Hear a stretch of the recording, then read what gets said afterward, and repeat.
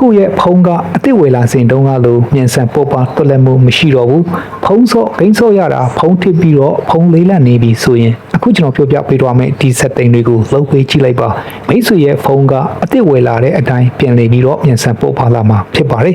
နောက်ဆုံးချက်ကတော့အရေးကြီးဆုံးမလို့ဒီဗီဒီယိုကိုဆုံးအောင်ကြည့်သွားဖို့မမေ့နဲ့နော်ကဲဒါဆိုရှင်တော့ကျွန်တော်တို့အခုပဲစကြည့်လိုက်ရအောင်ပထမဆုံးနည်းလမ်းနေရတော့ကျွန်တော်တို့ရဲ့ဖုန်းတွေက storage ကိုရှင်းပေးရမှာပဲဖြစ်ပါတယ်ဖုန်းရဲ့ memory storage ကပြီးခါနီးဖြစ်နေရင်ဖုန်းကတိတိတတ်တာလေးတွားတက်ပါတယ်မတုံးတဲ့ app တွေကို install လုပ်ပေးရမှာပဲဖြစ်ပါတယ်ပြီးရင်တော့ giant file တွေကိုရှင်းပေးရမှာပဲဖြစ်ပါတယ်ဒီလို giant file တွေ storage တွေကိုအလွယ်တကူကိုယ့်ရဲ့ဖုန်းထဲကနေပြီးတော့ရှင်းပစ်မယ်ဆိုလို့ရှိရင်တော့ကိုယ်ကနေပြီးတော့ထုတ်ထားတဲ့ my file ဆိုတဲ့ဒီ app လေးကိုเนาะကျွန်တော်တို့တုံးဖေးဖို့လိုပါတယ် my file app ကကျတော့ကျွန်တော်တို့ဒီဖုန်းတိုင်းလိုမှာကျွန်တော်တို့အတုံးသိတာဖြစ်တဲ့ကြောင့်မလို့ Google Play Store ထဲမှာထွားပြီးတော့ my file ဆိုပြီးတော့ရိုက်ရှာလိုက်ပါလူကူပုံလေးကတော့ဒီတိုင်းပေါ့เนาะ icon ပုံလေးကတော့ပြီးရင်တော့ကျွန်တော်တို့ my file ဖေးကိုတွားလိုက်မယ် Okay my file software ထဲကိုကျွန်တော်ဝင်လိုက်ပြီဆိုလို့ရှိရင်တော့ menu လေးထဲကိုတစ်ချက်နှိပ်လိုက်ပါအင်းဆိုတဲ့ဟာလေးကိုမြင်ရမှာဖြစ်ပါတယ်ပုံမှာကျွန်တော်တို့ file site လေးနေပေါ့เนาะဒါလေးကို click နှိပ်ပြီးတော့ဝင်တွားလိုက်ပါဒီ my file ထဲမှာရှိတဲ့ giant file ဆိုတော့ပြထားတဲ့ဟာလေးတွေကို clean လုပ်ပြီးတော့တန်ရှင်းရေးလုပ်ပေးလိုက်ပါ okay เนาะ clean ကိုနှိပ်ပေးလိုက်ပဲပြီးရင်တော့ clear ကိုထပ်ပြီးတော့နှိပ်ပေါ့เนาะဒီမှာ clear ကိုထပ်ပြီးတော့နှိပ်လိုက်ပါခဏလေးစောင့်ပါ giant file လေးကိုရှင်းပြီးသွားပြီပဲဖြစ်ပါတယ်ကဲဒါဆိုလို့ရှိရင်တော့ဒီနေရာမှာကိုယ့်ရဲ့ဖုန်းထဲကဒီမှာပေါ့เนาะsoftware တွေပြထားတယ်ဒီမှာအဲ့ဒီမှာကမှကျွန်တော်တို့ရဲ့ဖုန်းထဲမှာအသုံးမပြုတော့တဲ့ application တွေကိုကျွန်တော်တို့ရွေးချယ်ပြီးတော့ install လုပ်လိုက်ပါကိုဖုန်းထဲမှာအသုံးမပြုဘဲနဲ့ထည့်ထားတဲ့ application တွေဟာ file size တွေကြီးလို့ရှိရင်ကိုယ့်ရဲ့ဖုန်းထဲမှာရှိတဲ့ဒီမှာ memory storage တွေကိုနေရာတော်တော်လေးစားတယ်ပေါ့နော်အဲ့တော့ကြောင့်မလို့ဒီမှာကိုအသုံးမပြုတဲ့ app တွေကို select လုပ်ပြီးတော့ install လုပ်ပေးဖို့လိုပါတယ် select app ကိုကျွန်တော်တို့နှိပ်ပြီးတော့တွားလိုက်ပါကိုအသုံးမပြုတဲ့ app တွေကို install လုပ်လိုက်ပါဥပမာ install လုပ်မယ်ဆိုရင်ဒီမှာ click နှိပ်ပါဒီမှာဟောနော် video GPT ဆိုတဲ့ဒီ software ဆိုလို့ရှိရင် file size ကနေရာနဲ့60ခု MB ရှိတယ်ပေါ့နော်တော်တော်ကြီးတယ်အဲ့တော့ကျွန်တော်တို့ဒီ software ကို install လုပ်လိုက်မယ်ဆိုလို့ရှိရင်တော့ဖုန်းရဲ့ storage ထဲမှာ MB ကတော့နေရာနဲ့60ခု MB ပြန်ပြီးတော့ရလာမှာပဲဖြစ်ပါတယ်ကိုအသုံးပြုတဲ့ software တွေကိုရွေးချယ်ပြီးတော့အကုန်လုံးကိုဒီမှာ install လုပ်လိုက်ပေါ့နော်ပြီးရင် okay ကိုနှိပ်ပါ Okay ဒီအောက်ကဟာတွေကျတော့ကျွန်တော်ဖုန်းထဲမှာရှိတဲ့ file size ကြီးလေးတွေကိုပြပေးတယ်ပေါ့နော်အဲ့ဒါတွေကိုကျွန်တော်တို့မလိုအပ်ဘူးဖြတ်ချင်နေဆိုလို့ရှိရင်လည်း select file ကိုနှိပ်ပြီးတော့ file size ကြီးတဲ့ဟာကိုတွားပြီးတော့ဖြတ်လိုက်လို့လည်းရပါတယ် Okay အခုနောက်တစ်ခါ setting နှစ်ခုမြောက်ကတော့ကျွန်တော်တို့ရဲ့ဖုန်းထဲမှာရှိတဲ့ application များထဲက cache file တွေကိုကျွန်တော်တို့တွားပြီးတော့ clear လုပ်ပေးရမှာဖြစ်ပါတယ်ရှင်းပေးရမှာပဲဖြစ်ပါတယ်ကိုယ့်ရဲ့ဖုန်းထဲမှာရှိတဲ့ setting လေးတွေကိုနှိပ်ပြီးတော့ဝင်သွားလိုက်ပါဖုန်း setting တွေက application များတည်ရှိတဲ့နေရာကိုရှာလိုက်ပါ app application နှိပ်ပြီးတော့ဝင်လိုက်ပါကိုယ့်ရဲ့ဖုန်းထဲမှာရှိတဲ့အဓိက file size အကြီးဆုံးဖြစ်နိုင်တဲ့ application တွေကိုရှာလိုက်ပါเนาะဒီမှာ source file နေရာမှာကျွန်တော်တို့နှိပ်ပြီးတော့ storage usage ဆိုတဲ့နေရာမှာ click နှိပ်ပြီးတော့ဝင်လိုက်ပ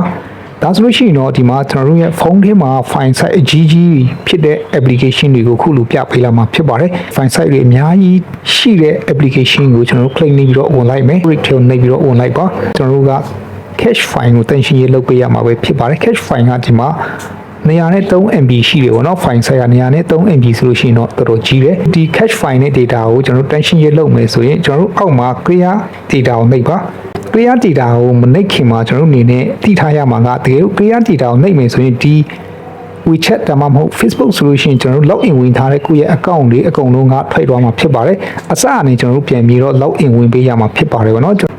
email ဒါမှမဟုတ် password တွေမသိဘူးဆိုလို့ရှိရင်တော့ကျွန်တော်ပြန်ဝင်ဖို့ခက်ခဲသွားနိုင်နေပေါ့နော်အဲ့တော့ကြောင့်မလို့ clear all data ကိုမနှိပ်ခင်မှာစဉ်းစားပေါ့နော်ဆိုတော့ကျွန်တော်တို့ clear all data ကိုမနှိပ်ပေးနဲ့ clear cache တစ်ခုထဲကိုနှိပ်ပြီးတော့လည်းရပါတယ် clear cache ကိုနှိပ်မယ် okay ကိုနှိပ်မယ်အဲဆိုရင် cache နေရာမှာခုနကရှိတဲ့ file size နေရာနဲ့ 3MB ရှိတဲ့ဟာပျောက်သွားပြီဖြစ်ပါတယ်Okay အခုကျွန်တော်ပြောပြတဲ့အတိုင်းပဲမိတ်ဆွေတို့ကိုယ့်ရဲ့ဖုန်းထဲကဒီ file size ကြီးတဲ့ application တွေ TikTok တို့ဒီ Telegram တို့ Facebook တို့เนาะ YouTube တို့အဲ့ဒါတွေအကုန်လုံးကိုအခုလိုဝင်ပြီးတော့မှတန်ရှင်းရေးလုပ်ပေးလိုက်ပါဒါမှဖုန်းရဲ့ system ကိုအသက်ရှူရှောင်စေပြီးတော့ကျွန်တော်တို့ဒီဖုန်းကမြန်မြန်ဆန်ဆန်လှုပ်နိုင်မှာဖြစ်ပါတယ်ကဲအခုနောက်ထပ် Neelan setting 3ခုမြောက်နဲ့4ခုမြောက်ကိုဆက်ပြီးတော့ပြောပြပေးမှာဖြစ်ပါတယ် setting 3ခုမြောက်နဲ့4ခုမြောက်မှာဆိုလို့ရှိရင်တော့ကျွန်တော်တို့ရဲ့ဖုန်းထဲက background process ကို contact ချင်းနဲ့ကျွန်တော်တို့ဖုန်းထဲက animation scale ကို setting ချိန်ပေးခြင်းပဲဖြစ်ပါတယ်ဆိုတော့အရင်ဆုံးအနေနဲ့ကျွန်တော်တို့ဖုန်း setting လေးတွေကိုဝင်သွားလိုက်ပါ ကဲဖုန်းဆက်တိမ်ထဲရောက်ပြီဆိုလို့ရှိရင်တော့ about phone ကိုလိုက်ပြီးတော့ရှာလိုက်ပါ about phone လေးကို click နေပြီးတော့ on လိုက်ပါအောက်အနေနဲ့ဆင်းတော့လိုက်မယ်ပြီးတော့ OS version နေရာမှာခုနှစ်ချက်ဆက်တိုက်ထောက်ပေးလိုက်ပါဒီ1 2 3 4 5 6 about phone ထဲမှာအခုလိုကျွန်တော်တို့ OS version တမှာမဟုတ် blue number တွေမှာကျွန်တော်တို့ခုနှစ်ချက်ဆက်တိုက်ထောက်ပြီးသွားပြီဆိုလို့ရှိရင်တော့ WR option ကိုအရှေ့ဘက်မှာဖော်ထုတ်ပြီးသွားပြီဖြစ်ပါတယ်အဲ့တော့ကျွန်တော်တို့ WR option တွေကိုတွားပြီးတော့ကျန်တဲ့ setting တွေကိုဆက်ပြီးတော့လုပ်ပေးရမှာပဲဖြစ်ပါတယ်ကဲကျွန်တော်တို့ဒီထက်ကနေထွက်လိုက်မယ်ကဲကျွန်တော်ဖုန်းစက်တိမ်ထဲ access နေရာမှာတစ်ချက်နှိပ်ပါပြီးတော့ WR option ကိုရိုက်ရှာလိုက်ပါဒီ WR option ဆိုပြီးတော့ရိုက်ရှာလိုက်ပါဒါဆိုလို့ရှိရင်တော့ WR option ဆိုပြီးတော့ဒီလိုလေးပေါ်လာမှာဖြစ်ပါတယ် WR option မှာနှိပ်ပြီးတော့ဝင်လိုက်ပါဒီမှာပေါ့နော် WR option ကိုကျွန်တော်နှိပ်လိုက်ပြီဆိုလို့ရှိရင်တော့ဒီအပေါ်ဆုံးသားလေးကဒီ cloud လေးကိုအရင်ဆုံးဖွင့်ပေးလိုက်ပါနော်ပြီးတော့အရင်ဆုံးကျွန်တော်တို့အောက်ဘက်ကိုဆင်းသွားလိုက်မယ်အောက်ကိုဆင်းသွားပြီးတော့background process ဆိုတဲ့နေရာမှာကျွန်တော်တို့ရင်ဆုံးဝင်ပြီးတော့ setting ချိန်ပေးရမှာပဲဖြစ်ပါတယ် background process limit ကိုလိုက်ပြီးတော့ရှာလိုက်ပါ background process limit ဆိုတဲ့အားလေးကိုတစ်ချက် click နေပြီးတော့ဝင်လိုက်ပါကဲဒီထဲမှာပုံမှန်ဖြစ် standard နေရာမှာထားတဲ့နေရာနေပြီးတော့ကျွန်တော်တို့ဒီမှာအောက်နားလေးက at most 1 process ဒါမှမဟုတ် at most 2 process ဆိုတဲ့နေရာမှာပြောင်းပြီးတော့ဒီလိုလေးချိန်ပေးလိုက်ပါတော့Okay ကျွန်တော်အနေနဲ့ background process limit နေရာမှာအခုလိုလဲ at most 2ဒါမှမဟုတ် at most 1စတဲ့ဒီနေရာတွေမှာ setting ချိန်ပြီးတော့ထားလိုက်မယ်ဆိုရင်ကျွန်တော်တို့ရဲ့ဖုန်းတွေကတချို့တော့ application တွေဟာကျွန်တော်တို့အသုံးမပြုပါဘဲနဲ့လည်းနောက်ွယ်ရနေပြီးတော့အလုံးလုံးနေတာဖြစ်တဲ့အတွက်ကြောင့်မလို့ကျွန်တော်တို့ဖုန်းတွေက RAM တွေကိုတော်တော်လေးအသုံးပြုပါတယ်တော်တော်လေးစားပါတယ်ဒါတွေကိုအခုလိုလဲပိတ်ထားလိုက်မယ် setting ချိန်ထားလိုက်မယ်ဆိုလို့ရှိရင်တော့အဲ့ဒီကျွန်တော်တို့အသုံးမပြုဘဲနဲ့နောက်ွယ်ရနေပြီးတော့ background မှာ run နေတဲ့ software တွေ application တွေကိုပိတ်ထားလိုက်ပြီးဖြစ်တဲ့အတွက်ကြောင့်မလို့အသုံးပြုတဲ့ application တွေကိုပဲကျွန်တော်တို့ကိုဖွင့်ပေးမှာဖြစ်ပါတယ်အဲ့အတွက်ကြောင့်မလို့ဖုန်းလေးလံချင်းဖြစ်တာတွေကိုရှော့ချပေးတော့မှာဖြစ်ပါတယ်ဖုန်းကိုပူပြီးတော့မြန်ဆန်ပုတ်ပါတွက်လက်စေမှာဖြစ်ပါတယ်โอเคဒီညမှာခုလူလေးချိန်ထားလိုက်မယ်ဆိုလို့ရှိရင်တော့စူးကျိုးနေနေကကျွန်တော်တို့ဖုန်းတွေကဥမာ Facebook Telegram စတဲ့ application တွေမှာ notification တွေတက်လာတာအနေငယ်တော့နောက်ကျသွားနိုင်ပါတယ်ဒါပေမဲ့ပြဿနာမရှိပါဘူးမိတ်ဆွေတို့အနေနဲ့အဆင်မပြေဘူးဆိုလို့ရှိရင်လည်းဒီနေရာမှာလာပြီးတော့ပုံမှန်တိုင်းပဲ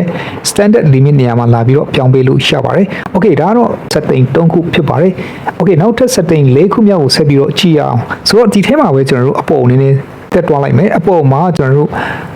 animation scale လိုက်ပြီးတော့ရှာရမှာပဲဖြစ်ပါတယ်ဗောနော်အပေါ်ဆုံးသားလေးက window animation scale နဲ့အောက်နားလေးက transition animation scale animator duration ဆိုတဲ့နေရာမှာ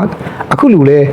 1.5 ဒီလိုလဲဖြစ်နေတယ်ဆိုလို့ရှိရင်တော့မိတ်ဆွေအနေနဲ့ဒီ3ခုမှာကျွန်တော်တို့ click နှိပ်ပြီးတော့အပေါ်ဆုံးသားလေးကဒသမ5မြောက်ဒါမှမဟုတ် off လုပ်ထားလို့ရတယ်ဗောနော် off လုပ်ပြီးတော့ထားလိုက်ပါဒါမှမဟုတ်ဒသမ5နေရာမှာထားလို့လည်းရပါတယ်အောက်မှာဒီလိုလဲ setting ချိန်ပြီးတော့